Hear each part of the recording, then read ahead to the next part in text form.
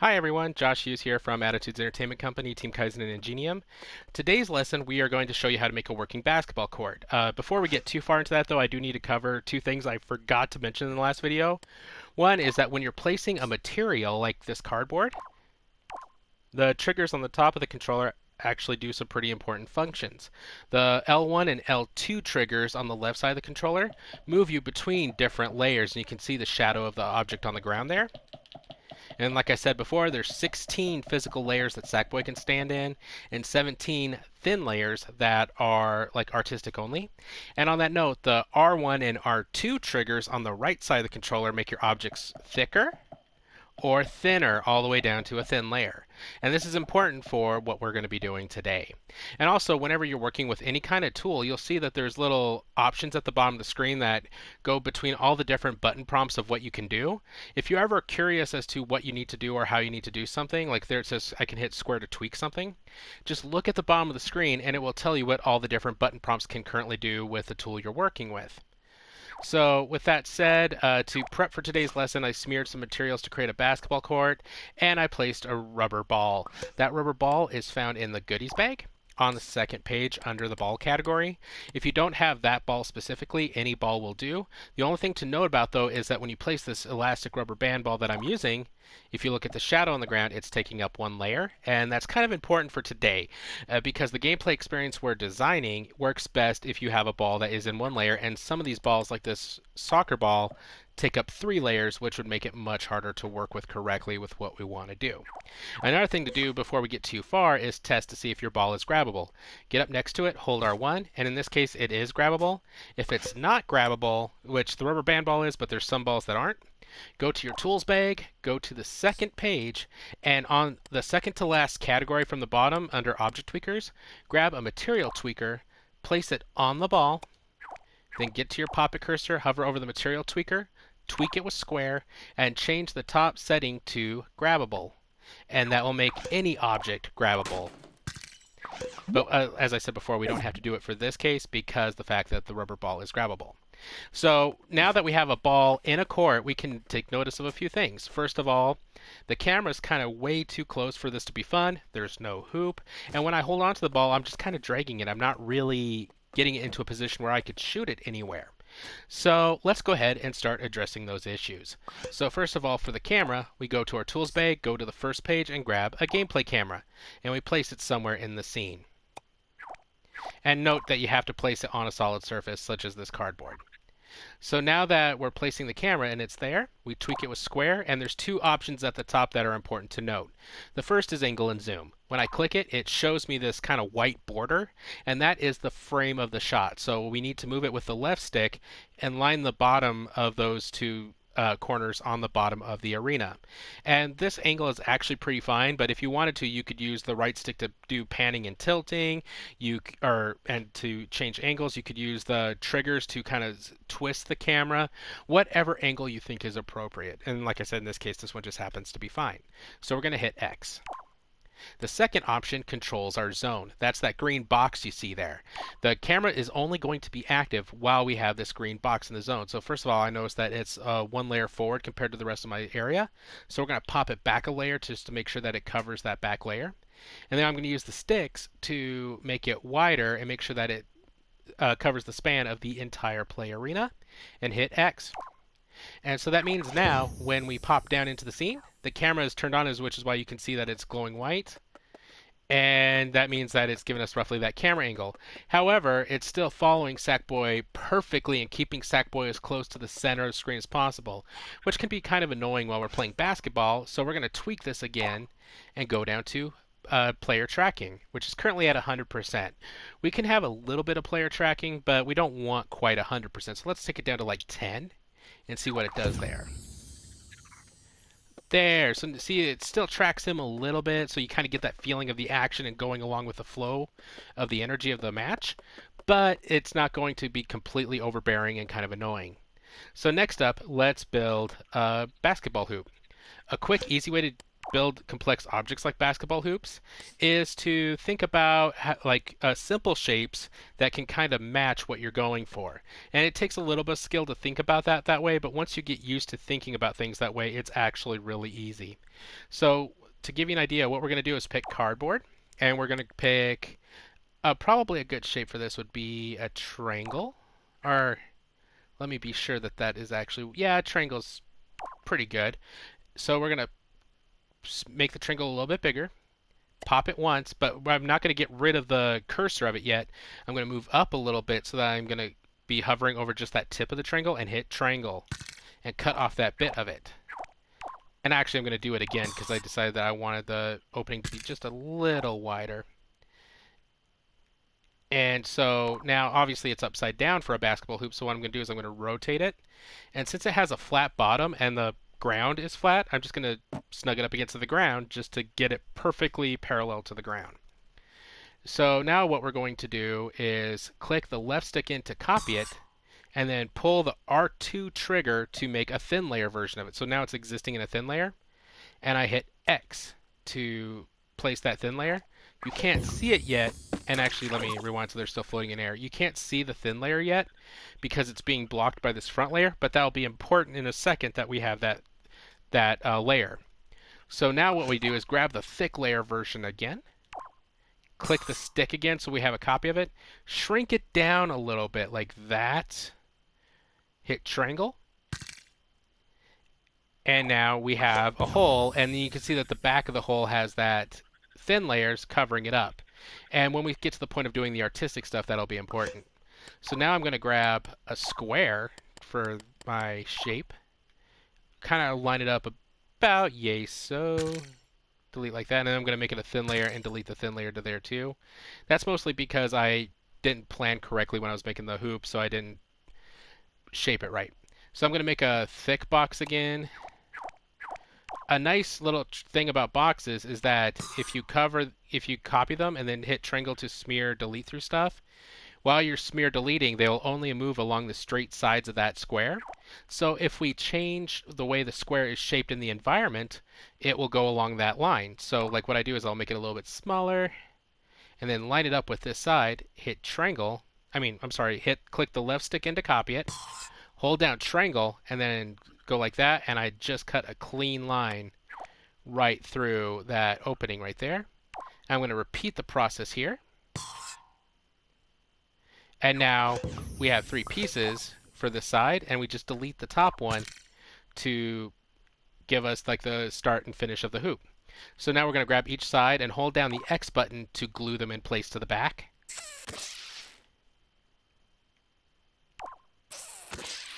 And then we're going to go to the back, tweak it, and set it to mountain so it will stay stuck wherever we want. So while we're in flying mode, we're going to go ahead and position this. And then we're going to just go ahead and pick up the ball and put it above it just to make sure that we designed it right and the ball can actually completely go through. And of course, when you're doing this yourself, you can take artistic, freedom and do even more with it. So just for funsies, we're going to quickly go ahead and grab our paint bucket tool and change the back material to what they call basic climbable, or you can find any other kind of netting material just to give it that back look of a backboard. And then we will go ahead and I'm going to pick red panels, and again you can pick any material, use any stickers you want, but to give the basketball hoop the more industrial look that basketball hoops typically have. So now we've got a pretty good thing going here. We have the basketball hoop, we have the ball, but we still have the problem that there's no way right now I'm going to get it up in that hoop, so we have to address that. So how we address that is through the tools bag. On the tools bag, I believe it's let me see which page it is. It is the 4th page if you're in Little Big Planet 3. You have power-ups. Power-ups give you Sackboy all sorts of different abilities. For the record, Sackboy can only use one at a time, so plan accordingly. And if you want to go more complex, there is a setup called Sack Pocket where you can have Sackboy having I think up to 5 or 6 power-ups he can recall out at any time he wants, but even then he can still only use one at a time. So we are going to go for the power gloves. Let me find them really quick. Grabinators, I apologize, they're called grabinators. These are special gloves that Sackboy can use to pick up heavy objects and throw them. So we're going to place them in the environment, tweak it to mountain, put it down there. Now, when I walk over that, Sackboy will have these big, crazy gloves on, and that means that he can pick up objects now and run with them. He can even pick up other Sackboys, so you can create situations where players are throwing each other around.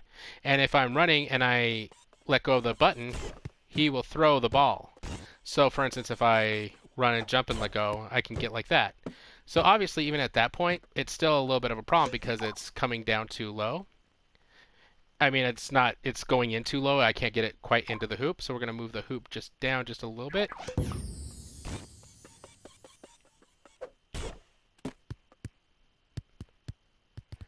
So there, now we can score, but there is a problem that the game can't exactly notice it. I mean, you and I notice it because we know that, it's good that the ball goes in the hole and that I deserve points because of it. But we need to teach the game this. So how we teach the game that is through tagging. We go to the tools bag, go to the second page, I believe. Yes, the second page. Grab a tag, put it on the ball, and now the game can tell where the ball is. And so what we do from there is we go ahead and grab a tag sensor and place it, and let me grab it again because it was kind of sideways there, but grab it, place it on the bottom of the hoop, and then we tweak the tag sensor. As you can see, it's in an entire circle right now, so we're going to have to tweak some settings of it. First of all, go to the setting that says 360, shrink it down so that it's more of a 180, and then shrink the radius down so that it fits within the size of the hoop. So that's about right. And then 3 layers. We'll go ahead and take that down to, I believe, 1 will be fine. And so it should be able to know when we go in the hoop. And one way we'll be able to test it with ourselves is we go back to our tools bag, go to the gameplay page, go down to the points and prizes setting, and here you have point bubbles and prize bubbles that you can, like I said in the first video, you can use those to reward players. In that same setting, you have a score giver. Score givers, when activated, give players points. So now we're going to tweak it and say that we want people to have 10 points like it already has, and it's already set on just you, which means only the player responsible for the action will actually get the points. And let's see what else we can have here. We'll set it so that the score gets popped over the player's head whenever they score, because that'll help us keep track of who's scoring. And then we do the wiring thing where we wire that to the score giver. Now, when I score, I should be able to get a point for it.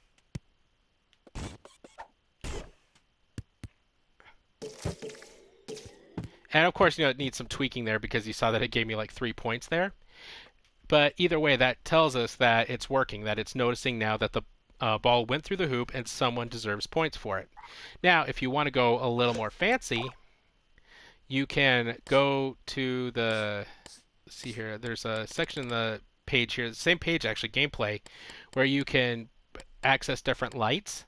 And I'm going to use the starlight. If you don't have it, don't worry, just use a light that is available to you. And you'll see why I'm putting this here in a second, which I'm going to go ahead and make it a little bit big so we can have some fun with it. Then we're going to go ahead and go back to our tools page, go to the second page, grab a microchip, and we're going to place it right here. And then we're going to grab what's called an OR gate. And I turned it sideways because it's easier for me to turn it sideways. We're going to tweak our OR gate and make it so it has 3 inputs, and then wire it to the light. Then we're going to have a sequencer. And a sequencer plays whenever its power is given to it. And we can make it so that when power is given to it, different things happen in different orders. So what we're going to do with our sequencer is we're first going to make it a little bit bigger. Then we are going to take a battery. And batteries are what can send power out from a sequencer. And we're going to use the right stick, just tap it up a couple times to make it this long so that it fills an entire bar. We're going to put a battery here, skip a bar, battery here, skip a bar, and a battery like that. And then we're going to put another normal size battery right after that. That last normal size battery, we're going to loop into the second input of the sequencer because that's just the reset function. It just tells the sequencer to reset itself and be ready for the next time it gets a power input. All right, continuing from where we were at, we're going to, so like I said, I wired the last battery into the second input of the sequencer, and that just tells the sequencer to reset itself and be ready for the next time it receives power to start up again. And then we're going to take the tag sensor, wire it to the first input of the sequencer, which tells it to start.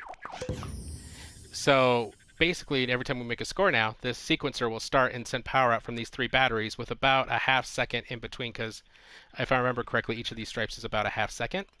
And so what we're going to do is wire each of these batteries into the outputs in the OR gate, which means that, and I'll explain basically how this flows here in just 1 second. So basically, whenever the ball goes through the hoop now, it will start the sequencer, and that means that each of these batteries will send out power without about a half second in between them, and as that power goes out, the star will flash. So let's see if I'm right. Of course, assuming I can actually, make a score. Now we notice that that's actually way more than half a second. So actually I just realized that it's probably set to a full second. Yes, it is. So we're going to go ahead and back it down to half a second. And that's timing, like that's seconds per stripe. So that should help us get it down a little bit better. Get my power gloves again.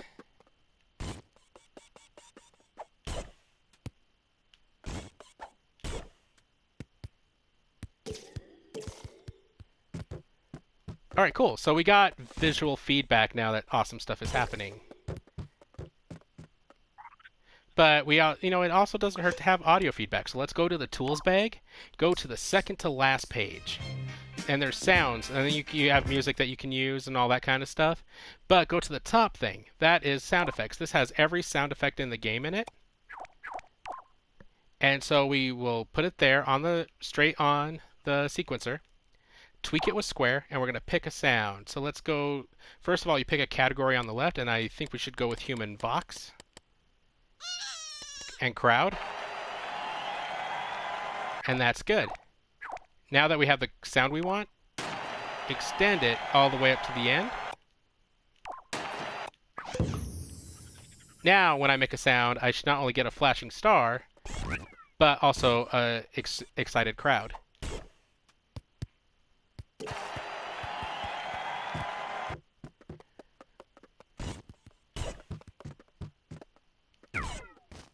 So I'll drag this back out here. So now we have sound, we have lights, but we could also set it up let me put that back there. We can set it up a way to do one last thing. So as I said before, we have a score giver. There's also a sensor called, not a sensor, actually it is a sensor, but there's also a separate piece that's related to it called a score sensor. And what it does is it makes things happen when a player achieves a certain score. So let's go to the score sensor, tweak it, or actually I'm going to move this up here so that it's a little easier to visually follow, but you tweak it and we will say that notice when the player has 20 points. So that would be the equivalent of 2 scores. And what it's going to do then is it's going to trigger a different piece of logic that is right above it called a game ender. A game ender automatically makes it so that the level is immediately over and players are transferred to the scoreboard. And I'll show you the scoreboard here in a second. And don't worry about the second option into the adventure. Adventures are multiple level stories told, like over the course of up to 15 levels. Don't worry about that for Little Big Planet Club. Just worry about making a story that's told in the process of 1 level. It's a lot easier to start that way. And make sure that the success is set to yes, because that means it's recognizing that the player won or they did something right. So now we're going to wire the score sensor into the game ender, and it will end the game when the player does that. And in order to totally make it work, we are going to go to our tools bag and go over and grab a scoreboard. Scoreboards are placed at the end of any Little Big Planet level, or at least most of them. And when the players land on the scoreboard, the level is over and their scores are tallied. And so in this case, when the game ender is triggered by the score sensor, it will automatically transport players to the scoreboard. And in order to test that, let's go to play mode.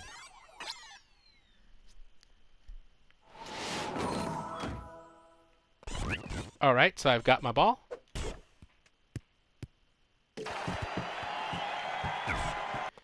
And I'm just going to drag this out here so that we're out here. So now we'll go for our second score that will hopefully win us and get us to the end. There we go. So with my 20 points, the level has been won and it is over.